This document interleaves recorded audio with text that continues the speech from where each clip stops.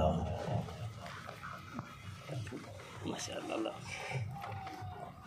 الحمدللہ رب العالمین والعاقبۃ للمتقین سبحان اللہ الصلاۃ والسلام علی من کان نبیا وآدم بین الماء والطین سبحان اللہ قال اللہ تبارک و تعالی فی القرآن الحمید والمجید سبحان الذی اسری بعبده لیلا من المسجد الحرام إلى المسجد الأقصى سبحان اللہ الذي باركنا حوله لنريه من آياتنا إنه هو السميع البصير كما قال الله تبارك وتعالى في مقام آخر الحمد لله رب العالمين الرحمن الرحيم مالك يوم الدين إياك نعبد وإياك نستعين إلى آخره صدق الله العظيم وبلغنا رسوله النبي الكريم الأمين المكين الرؤوف الرحيم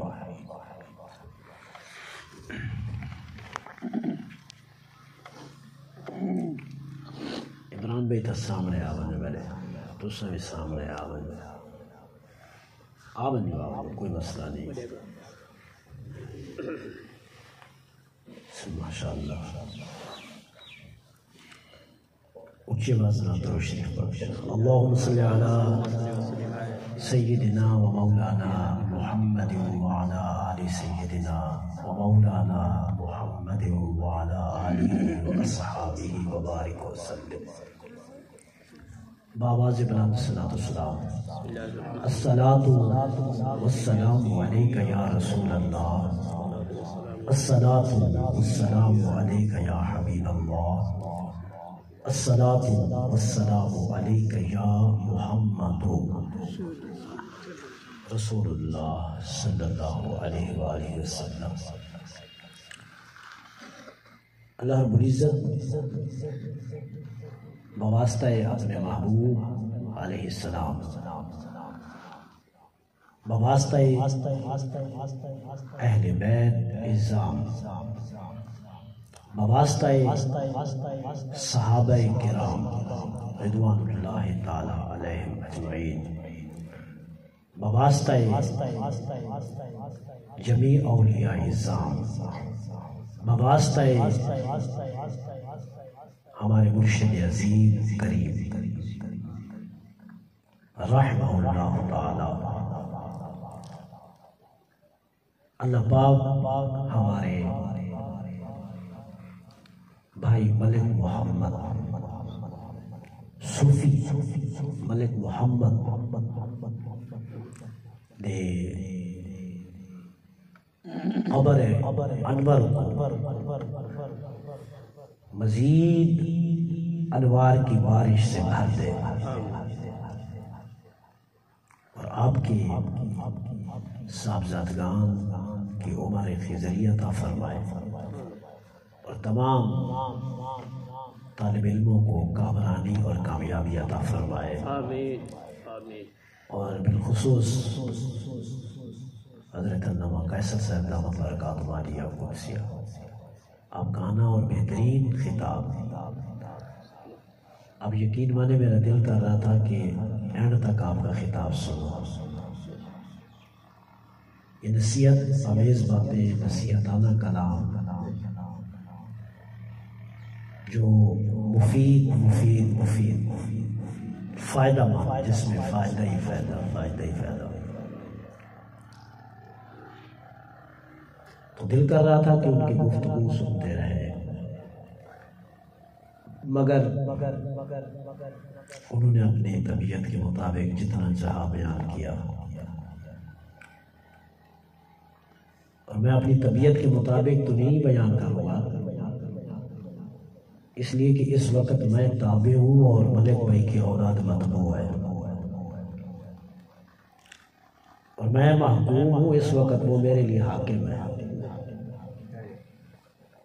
کہ جب وہ اشارہ فرما دیں گے تو میں گفتگو اپنی سمیٹ لوں گا۔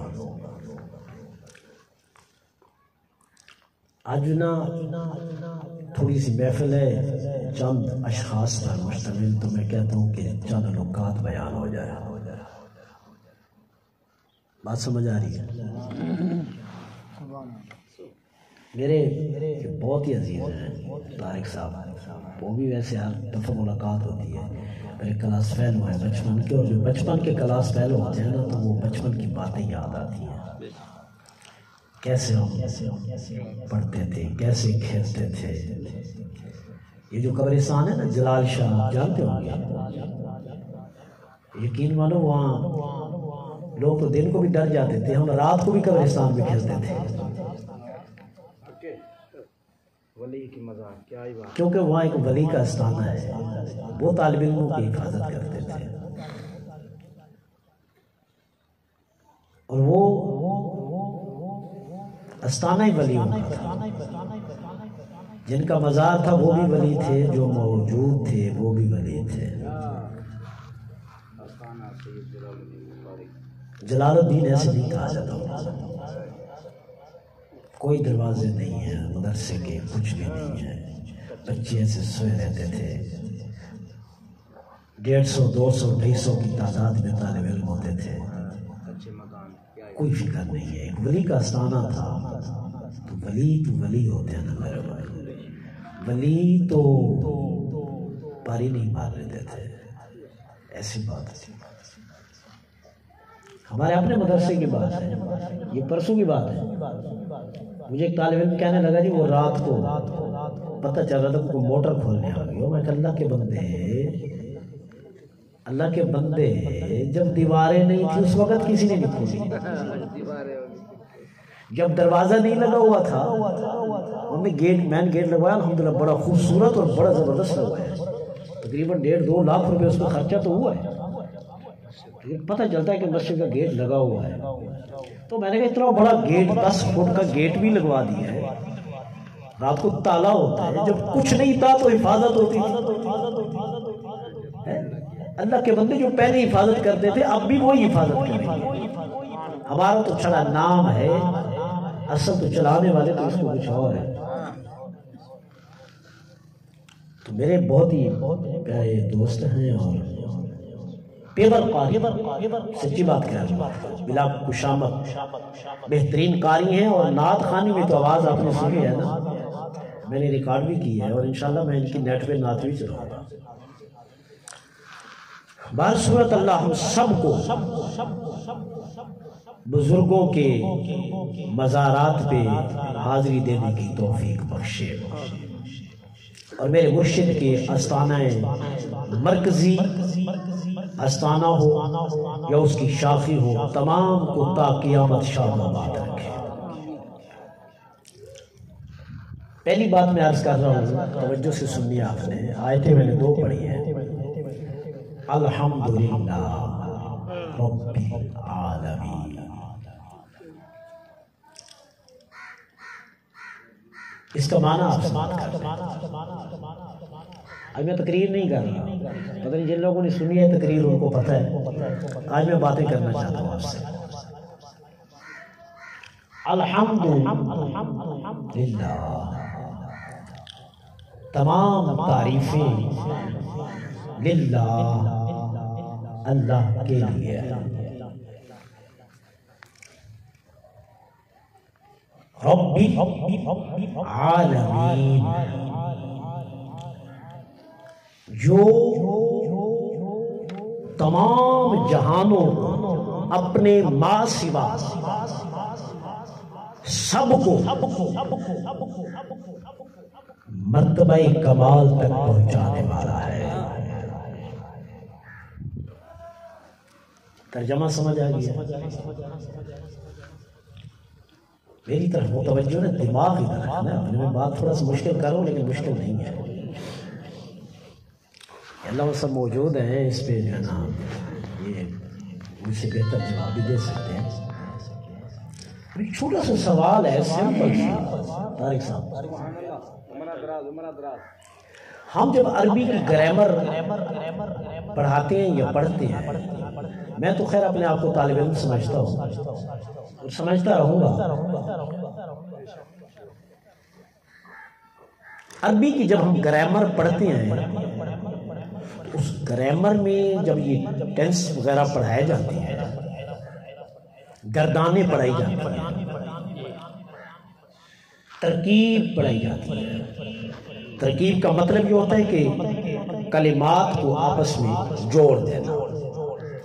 الحمدللہ کے ساتھ کیسے جوڑا، ربی کے ساتھ کیسے جوڑا، العالمین کے ساتھ کیسے جوڑا، اور جوڑ کر بن گیا الحمدللہ رب العالمین۔ اس کو ترکیب کہتے ہیں۔ اب قرآن کا آغاز کہاں سے ہوتا ہے؟ بولو الحمد۔ اسی پر ایک اعتراض ہوتا ہے، پوائنٹ کی بات، اعتراض ہوتا ہے کہ الحمد ترکیب میں جوڑنے میں مبتدا بنتا ہے۔ اب یہ نہیں بتاتا کہ مبتدا کس کو کہتے ہیں، اور للہ یہ ولدالین تک ریورسنگ ہو کر یہ خبر بنتی ہے۔ الحمد، یہ دو جملے ہیں، الحمد ولدالین تک صرف دو جملے، مبتدا اور خبر۔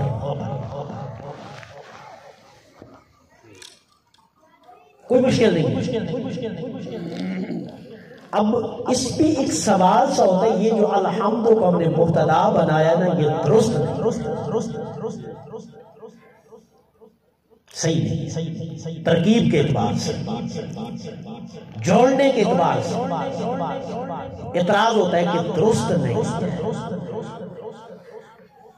قرآن اللہ کا کلام ہے، اللہ کے کلام پر کون اعتراض کر سکتا ہے؟ کسی بھی جرت ہے؟ آج تک تو اس کے مد مقابل کوئی ایک حرف نہیں لا سکا، تو مفتی اکرم کی کیا جرت ہے کہ اس پر سوال کرے؟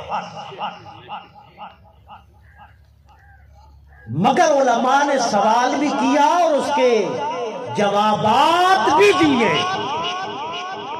جواب نہیں، سوال بھی کیا اور اس کے جوابات بھی دیے۔ اب سوال سمجھے آپ، کیونکہ معراج کا مہینہ ہے، اس وجہ سے میں تھوڑا سا، سوال یہ ہے کہ یہ الحمد اس کو کہتے ہیں، یہ مصدر ہے، مصدر اسے کہتے ہیں جس سے ہر چیز نکلتی ہو۔ یہ ماں باپ اولاد کے لیے مصدر ہے،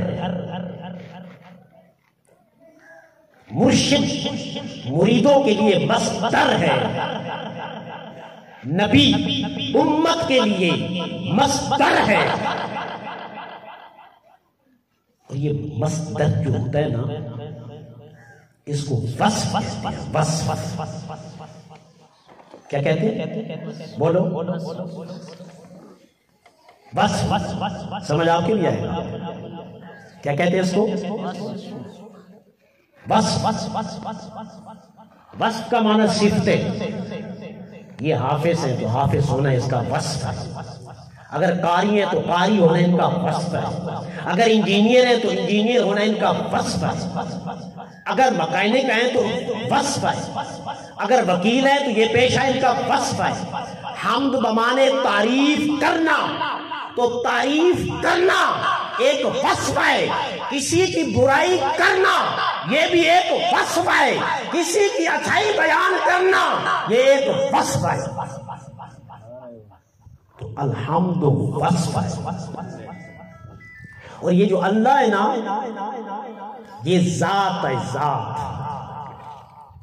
ٹھیک ہے، ذات. بولو کیا ہے؟ ذات. اگرچہ وہ ذات اونچی ہے، سب سے بلند ہے وہ ذات. تو بھی ذات، میں بھی ذات، یہ بھی ذات. ہماری ذاتوں میں فرق ہے، مگر وہ ہے تو ذات اتنی اونچی ذات ہے کہ اس سے بڑھ کر کوئی اونچی ذات نہیں ہے. وصف الحمد وصف ہے اور اللہ ذات مع الوصف ہے.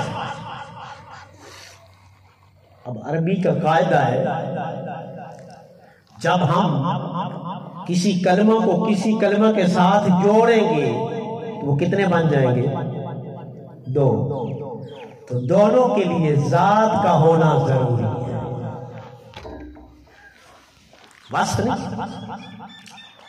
جب ایک کلموں کو دوسرے کے ساتھ جوڑیں گے، ہم مبتدا و خبر بنائیں گے، تو دونوں کے لیے ذات کا ہونا ضروری ہے. اب الحمدوں کو للہ کے ساتھ جوڑا، اب ضروری ہے الحمدوں بھی ذات ہونی چاہیے. جس طرح اللہ ذات ہے تب جوڑنا جائز ہوگا. اگر الحمدوں کو ذات نہیں بناتے پھر عربی قانون کے مطابق، اصول کے مطابق، لینگویج کے مطابق، ڈکشنری کے مطابق پھر الحمدوں کو اللہ کے ساتھ نہیں جوڑ سکتے. یا رسول حق یا علی عظمت قرآن. سبحان اللہ، سبحان اللہ. اس قانون کو دیکھا جائے، اصول کو دیکھا جائے، قاعدہ کلیہ کو دیکھا جائے، الحمدوں کو للہ کے ساتھ نہیں جوڑ سکتے اور للہ کو الحمدوں کے ساتھ نہیں جوڑ سکتے، کیونکہ حمد وصف ہے، اللہ ذات ہے. جب دو چیزوں کو ملایا جائے گا تو ان دونوں کا ذات ہونا ضروری ہے مبتدا و خبر میں. بات سمجھ آ گئی؟ اب علماء نے جواب دیا، علماء نے جواب دیا، علماء نے جواب دیا، علماء نے جواب دیا. انہوں نے کہا بات ایسے ہے جیسے تم کر رہے ہو. یہی بات ہے، بات یہی ہے جو تم کر رہے ہو کہ حمد کو اللہ کے ساتھ نہیں جوڑ سکتے اور اللہ کو حمد کے ساتھ نہیں جوڑ سکتے، کیونکہ ایک وصف ہے دوسری ذات ہے، اور جہاں ملانا ہوتا ہے دونوں کا ذات ہونا ضروری ہے. دیکھا ہمارے پاس جواب ہے، ہمارے پاس جواب ہے. کیا جواب ہے؟ انہوں نے کہا حمد مصدر ہے، اور مصدر جو ہوتا ہے نا وہ کبھی محمد کے معنی میں ہوتا ہے اگر حمد سے ہو، یا پھر محمد کے معنی میں ہوتا ہے. بات سمجھ آ گئی؟ یہ حمد جب ہم اس کو ذات کے ساتھ جوڑتے ہیں تو حمد جو آتا ہے نا ہم اس کو تبدیل کرتے ہیں. اگر تبدیل نہیں کریں گے تو جڑے گا نہیں، کلام بنے گا نہیں. اب جو مصدر ہوگا اسی کو ہم ٹرانسفر کر دیں گے محمد یا محمد کے معنی میں. اب یہاں یہ قانون لاگو ہوگا. اب جب یہ قانون ہم نے لاگو کیا کہ الحمدللہ اے المحمد للہ، اے المحمد للہ، اب معنی کیا ہوگا پتہ ہے آپ کو؟ محمد صلی اللہ علیہ وسلم اللہ کے لیے ہے اور اللہ محمد کے لیے ہے.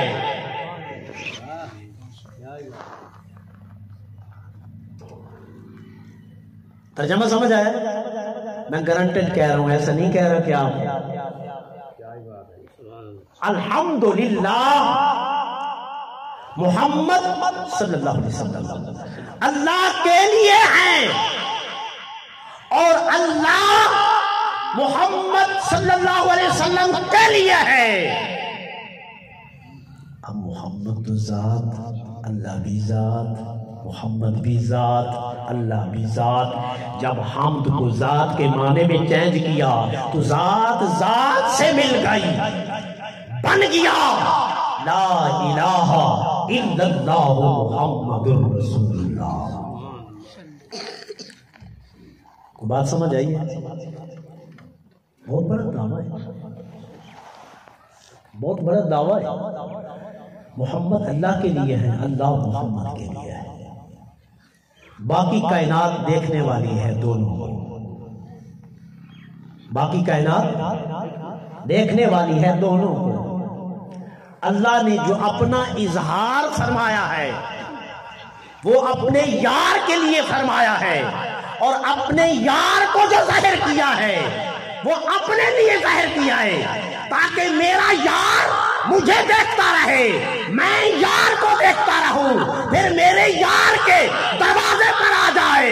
جو میرے یار کو دیکھ لے وہ سمجھ لے وہ مجھے رب کو دیکھ لیا ہے.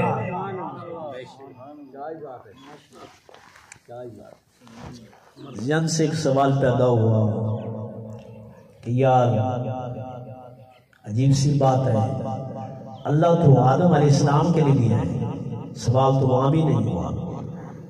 اللہ تو حضرت موسیٰ علیہ السلام کے لیے بھی ہے، سوال تو وہاں بھی نہیں ہوا. اللہ تو یوسف علیہ السلام کے لیے بھی ہے، سوال تو وہاں بھی نہیں ہوا. اللہ تو موسیٰ کلیم اللہ کے لیے بھی ہے، سوال تو وہاں بھی نہیں ہوا. اللہ تو 1,24,000 پیغمبروں کے لیے ہے، سوال تو وہاں بھی نہیں ہوا. اول الانسان آخر انسان، اللہ سب کا انسان سب کے لیے ہے، اور سب انسان اللہ کی عبادت کے لیے پیدا کیے گئے ہیں. یہ سوال وہاں کیوں نہیں ہوا، یہاں کیوں ہو رہا ہے؟ یہ سوال آپ مجھ سے نہ کریں، لیکن اس کا جواب ہے مجھ سے نہ کریں. یہ چیلنج تو اللہ نے کیا نا میرے بھائی، میں نے کیا. الحمدللہ میرا محمد اللہ کے لیے ہے اور اللہ محمد کے لیے ہے صلی اللہ علیہ وسلم. یہ بہت بڑا چیلنج ہے. تو کیوں نہ ہو کہ ہم اللہ سے سوال کر لیتے ہیں. کس سے؟ اللہ سے سوال کر لیتے ہیں. سوال سے پہلے چیز سمجھ لیں آپ، توجہ ہے. اللہ نے ہمیں کتنی نعمتیں دی ہیں، کوئی اندازہ ہے؟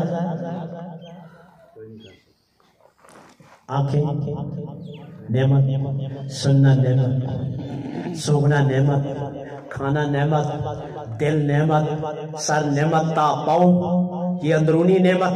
بیرونی چلے جاؤ، خدا کے علاوہ خدا نے جو پیدا کیا ہے نا وہ نعمت ہے. وہ کیا ہے؟ وہ نعمت ہے. سانپ کاٹتا ہے لیکن زمین کی زہریلی چیزوں کو چوستا ہے، اس اعتبار سے وہ نعمت ہے. بات سمجھے؟ ماں سوا خدا کے ہر چیز نعمت ہے. ما خلقت ھذا باطلا، رب نے کسی چیز کو باطل پیدا نہیں کیا. کافر بھی ہے تو اس کو باطل پیدا نہیں کیا، باطل پیدا نہیں کیا. کافر کے کفر سے ایمان کے مومن کے مابین فرق کا پتہ چلا ہے، رب کی عظمتوں کا پتہ چلا ہے، اس کی جنت و جہنم کا پتہ چلا ہے، اس کے فضل کا پتہ چلا ہے، اس کے انعام کا پتہ چلا ہے. یہ ساری چھوٹے نعمتیں ہیں، چھوٹے. بات سمجھ آ گئی؟ چاند چھوٹا، سورج چھوٹا، ستارے چھوٹے، دریا چھوٹے، سمجھ آ رہے؟ پہاڑ چھوٹے، پتھر چھوٹے، انسان چھوٹا، یہ سب چھوٹی چھوٹی چھوٹی چھوٹی چھوٹی نعمتیں ہیں. ان اللہ کے علاوہ جو کچھ ہے نا، اس کو عالم کہتے ہیں. اس کو کیا کہتے ہیں میرے بھائی؟ کیا کہتے ہیں؟ عالم کہتے ہیں. اللہ کے علاوہ میں بہت بڑی بات کر رہا ہوں. یہ میرے خیال میں آیا، میں نے بہت پہلے یہ تقریر کی تھی دنوٹ میں جب میں پڑھاتا تھا، آج سے 10 سال 12 سال پہلے. یہ بچے نے نعت پڑھی ہے تو میرے دماغ میں بات آئی ہے. اس نے ایک جملہ ایسا بولا ہے تو میرے دل میں وہ سارا موضوع چینج ہو گیا. میں بہت بڑی بات کرنے والا ہوں. اللہ کے علاوہ سب کو کیا کہتے ہیں؟ بولو. جہان. اللہ کے علاوہ سب کو کیا بولتے ہیں؟ ماشاءاللہ. نعرہ تکبیر، نعرہ رسالت، نعرہ خلافت، نعرہ حیدری، پیر سید سجاد حسین شاہ صاحب بخاری دامت برکاتہم عالیہ قدسیہ.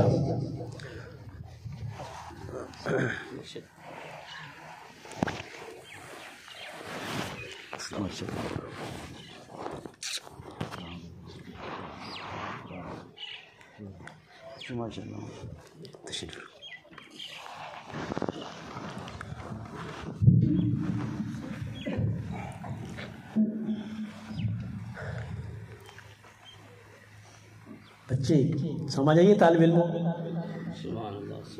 اللہ کے علاوہ سب کو کیا کہتے ہیں؟ بول دو یار. جہان. یہ جو کہتے ہیں نا 18,000 جہان ہے، اس کا اندازہ نہیں ہے. بس یہ سمجھ لو جو اللہ نہیں ہے وہ جہان ہے. جو اللہ نہیں ہے وہ جہان ہے. یہ ایک الگ بات ہے کہ بعض چھوٹے جہان ہیں، بعض بڑے جہان ہیں. چھوٹا جہان عالم ہوتا ہے. چھوٹا جہان یہ جہان، اس کو جہان کہتے ہیں. تنکے کو جہان کہتے ہیں، زمین کو جہان کہتے ہیں، چاند کو جہان کہتے ہیں، سورج کو جہان کہتے ہیں. اب یہ جہان چھوٹے بڑے ہیں. ہم خود جہان ہیں کیونکہ ہم خدا نہیں ہیں. جو خدا نہیں ہے وہ جہان ہے. اب ایک اتنا بڑا جہان ہے جس میں سارے جہان گم ہو جاتے ہیں. نہیں یہ بات سمجھ. ایک اتنا بڑا جہان ہے، اس جہان میں سارے جہان گم ہو جاتے ہیں. آپ دیکھتے نہیں ہو، یہ زمین جہان ہے، انسان بھی جہان ہے. زمین انسان سے بڑی ہے. زمین نے اپنے اندر انسان کو گم کیا ہوا ہے. اب آسمان جہان ہے، چاند بھی جہان ہے، ستارے بھی جہان ہے، سورج بھی جہان ہے. مگر آسمانوں نے چاند کو بھی اپنے اندر سمایا ہوا ہے، سورج کو بھی اپنے اندر سمایا ہوا ہے، ستاروں کو بھی اپنے اندر سمایا ہوا ہے، ملائکہ کو بھی اپنے اندر سمایا ہوا ہے. جنت بھی ایک جہان ہے، جنت میں رہنے والے وہ بھی جہان ہے. مگر جنت اتنی بڑی ہے، سب جنت والوں کو اپنے اندر سمایا ہوا ہے. جہنم بھی ایک جہان ہے، جہنم میں رہنے والے وہ بھی جہان ہے، اور جہنم نے سب کو اپنے اندر چھپایا ہوا ہے. ایک ولی جہان ہے، اس کے مریدین بھی جہان ہے. ایک پیر نے، ایک ولی نے وہ مریدوں سے بڑا جہان ہے، اس نے تمام مریدوں کو اپنے اندر سمایا ہوا ہے.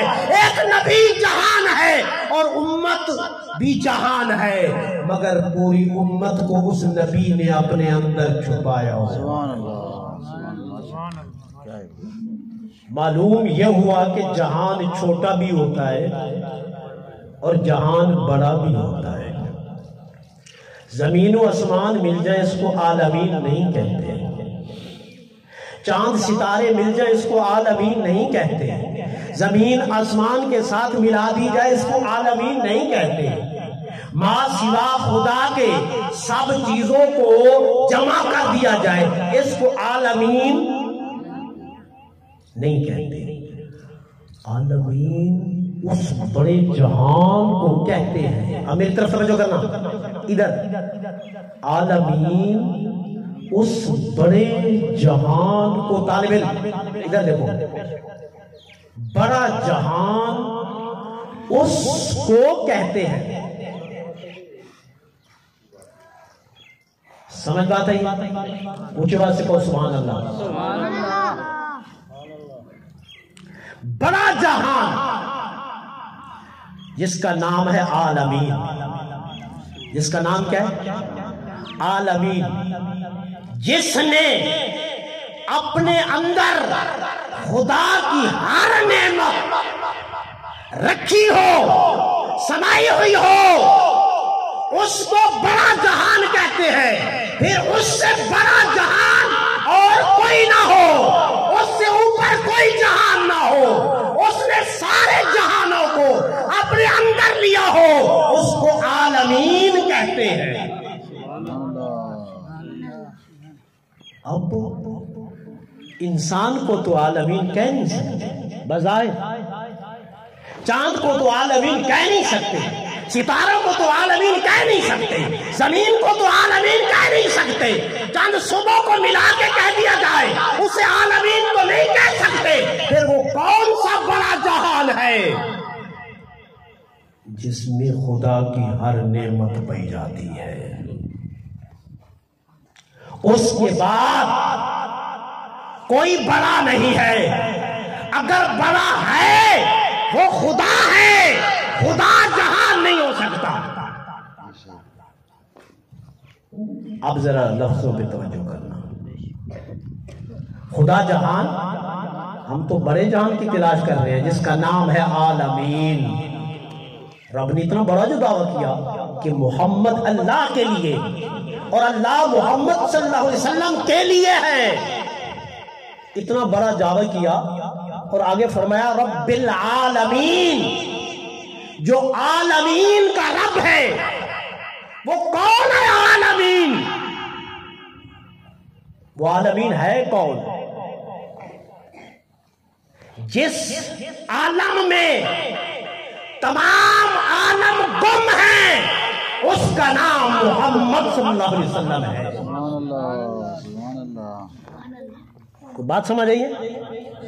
جس عالم میں تمام عالم گم ہیں، تمام عالم اس عالم کا محتاج ہے. کیا چاند میرے نبی کا محتاج نہیں ہے؟ سورج میرے نبی کا محتاج نہیں ہے؟ ستارے میرے نبی کے محتاج نہیں ہیں؟ ارے کافر کو کافر اس لیے کہا گیا ہے کہ وہ میرے نبی کو نہیں مانتا تھا. اس نے کہا میں نبی کا محتاج نہیں ہوں. وہ خدا کو مانتا تھا، نبی کو نہیں مانتا تھا. کل عالم ملا کے نا، کل عالم وہ بن جاتا ہے محمد. گرانٹیڈ بات کر رہا ہوں. کل عالم ملا کے ایک بڑا عالمین بنتا ہے. کیا بنتا ہے؟ عالمین بنتا ہے. اور اس عالمین کا نام کیا ہے؟ محمد. اب ذرا ترجمہ کرتے ہیں. آؤ. فرمایا الحمدللہ محمد صلی اللہ علیہ وسلم اللہ کے لیے ہیں اور اللہ اپنے محبوب کے لیے. اے باری تعالیٰ تیرے پاس دلیل کیا ہے؟ رب العالمین پہلی دلیل ہے. فرمایا میرے پاس دلیل یہ ہے میں محمد کے لیے ہوں، محمد میرے لیے ہے. دلیل یہ ہے رب العالمین، میں محمد کا رب جو ہوں. میں محمد کا جو رب جو ہوں، یہ رب العالمین کا ترجمہ کر رہا ہوں، نوٹ کر لیں اس کو، رب العالمین کا ترجمہ کر رہا ہوں، میری طرف توجہ۔ آپ سے کوئی ترجمہ پوچھے تو ترجمہ کیا کریں گے؟ محمد اللہ کے لیے، اللہ محمد کے لیے، اے باری تعالیٰ باقی نبیوں کے لیے کیوں نہیں چیلنج کیا، اپنے یار کے لیے کیوں کیا ہے؟ وہ فرماتا ہے رب العالمین، میں محمد کا رب جو ہوں۔ حالانکہ یہ کوئی دلیل نہیں بنتی، یہ کوئی دلیل بنتی ہے؟ یہ تو کوئی دلیل نہیں بنتی۔ آپ کہیں میرا بیٹا میرے لیے اور میں اپنے بیٹے کے لیے، میرا بیٹا میرے لیے، میں اپنے بیٹے کے لیے، مجھ سے پوچھے کیوں؟ بھائی میں اس کا باپ جو ہوں۔ یہ کوئی دلیل تو نہیں ہے، یہ کوئی دلیل ہے؟ یہ تو کوئی دلیل نہیں ہے، دلیل تو کوئی اور ہونی چاہیے۔ اب رب نے بڑا فلسفانہ اور حکیمانہ جواب دیا، فرمایا انسان جب میں نے کہہ دیا ہے، میں نے کہہ دیا ہے، میں نے کہہ دیا ہے، الحمدللہ میں نے کہا ہے، اور وجہ یہ ہے کہ میں محمد کا رب ہوں، تیرا کام سوال کرنا نہیں بنتا، تیرا کام کیا ہے؟ بس تیرا کام ہے تو پڑھ الرحمن الرحیم، سبحان اللہ، تو پڑھ مالک یوم الدین، تو پڑھ ایاک نعبد و ایاک نستعین، تو پڑھ اہدنا الصراط المستقیم، تو پڑھ صراط الذین انعمت علیہم، تو پڑھ غیر المغضوب علیہم ولا الضالین۔ تیرا کام میری بڑائی بیان کرنا ہے، سوال کرنا نہیں ہے۔ وہ میں جانتا ہوں کہ میرا یار میرے لیے کیوں ہے اور میں یار کے لیے کیوں ہوں۔ تو میرے یار کے مقام کو پہچاننا چاہتا ہے، تو وہ تو موسیٰ بھی نہیں پہچان سکے، وہ تو حضرت آدم علیہ السلام بھی نہیں پہچان سکے، وہ تو حضرت عیسیٰ علیہ السلام تک میرے یار کے مقام کو نہیں پہچان سکے۔ یہ سوال تو وہ بھی کر سکتے تھے لیکن کیا نہیں، کیونکہ رب کی بارگاہ میں کون سوال کرے؟ کیونکہ سوال بنتا تھا جب اللہ نے نبیوں کو نبوت دی، رسولوں کو رسالت دی، سب ارواح انبیاء کو بلایا، فرمایا میں نبیوں کو نبوت اور رسولوں کو رسالت دینے والا ہوں، بشرطہ کہ میرے یار پر ایمان لے آؤ، میرے یار کو مانو، جس نے میرے یار کو مانا نبوت بھی اس سے ملے گی، رسالت بھی اس سے ملے گی۔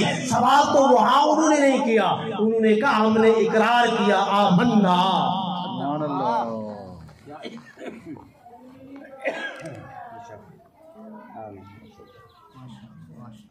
بات سمجھ آ گئی ہے؟ بات آگے چلی۔ موسیٰ علیہ السلام پہلے آئے یا میرا نبی پہلے آئے؟ طارق صاحب، موسیٰ علیہ السلام پہلے یا میرا نبی؟ موسیٰ علیہ السلام پہلے، عیسیٰ علیہ السلام پہلے۔ ظاہری طور پر بات کر رہا ہوں، ظاہراً وجود کی بات کر رہا ہوں، تخلیق و پیدائش کی اعتبار کر رہا ہوں، نور کی بات نہیں کر رہا۔ اگر نور کی طرف جائیں گے تو میرا نبی اول ہے، اور اگر بشریت کی طرف جائیں گے تو آدم علیہ السلام اول ہے۔ موسیٰ علیہ السلام آئے تو اللہ سے ہم کلام ہوئے، اللہ سے ہم کلام ہوئے۔ جب موسیٰ علیہ السلام نے کلام اللہ سے کیا، یہ واحد نبی ہیں جنہوں نے اللہ سے کلام کیا، اور واحد نبی ہیں تیرا اور میرا جنہوں نے اللہ سے کلام بھی کیا اور اللہ کو دیکھا بھی۔ موسیٰ علیہ السلام نے اللہ سے کلام کیا ہے، دیکھا نہیں ہے، صرف کلام کیا ہے۔ اور میرے نبی نے خدا کو دیکھا بھی ہے اور کلام بھی کیا ہے۔ موسیٰ علیہ السلام نے کلام کیا، توجہ ہے، کلام کیا تو رب نے نگاہ میں طاقت بھر دی، صرف کلام سے، یعنی کلام کو جو انوار تھا نا، کلام کا جو فیض تھا اللہ کے کلام کا، اس نے موسیٰ علیہ السلام کی نگاہ میں اتنا اثر پیدا کر دیا، اتنا اثر ہوتا ہے میرے بھائی، کلام کا اثر ہوتا ہے، کہتے ہیں کوڑا سونا پہنو نظر تیز ہوتی ہے، ڈراپ ڈالو نظر تیز ہوتی ہے، کوئی کہتا ہے نام محمد چومو تو نظر تیز ہوتی ہے، صلی اللہ علیہ وسلم، آنکھیں نہیں دکھتی۔ موسیٰ علیہ السلام نے کلام کیا نا، تو کلام کا اثر یہ ہوا پورے وجود میں کہ ان کی ظاہری نظر بہت تیز ہو گئی۔ اچھا اتنی تیز ہوئی نا، اتنی تیز، 60 میل، کتنا؟ 60 میل، حدیث کے الفاظ ہیں، لما کلم اللہ موسیٰ یبصر دیم النمل علی الصفا فی اللیلۃ الظلمۃ، فرمایا موسیٰ نے اللہ سے کلام کیا تو رب میں نے کلام کا اثر ان کی نگاہ میں اتنا پیدا کر دیا، اتنا پیدا کر دیا، 60 میل اندھیری رات میں چیونٹی چل رہی ہوتی، اندھیری رات میں 60 میل دور چیونٹی چل رہی ہوتی، موسیٰ علیہ السلام چیونٹی کی آواز کو بھی سن لیتے تھے، چیونٹی کو بھی دیکھ لیتے تھے۔ کلام کا اثر تھا، اللہ سے کلام کا اثر، اس لیے کہتے ہیں کہ قرآن کی تلاوت زیادہ کیا کرو، جب قرآن کی تلاوت زیادہ ہوگی اللہ دل میں اثر پیدا کر دے گا، آنکھوں میں اثر پیدا کر دے گا، نورانیت کھول دے گا، پھر وہ اللہ کا ولی بنے گا، جب اللہ کا ولی بنے گا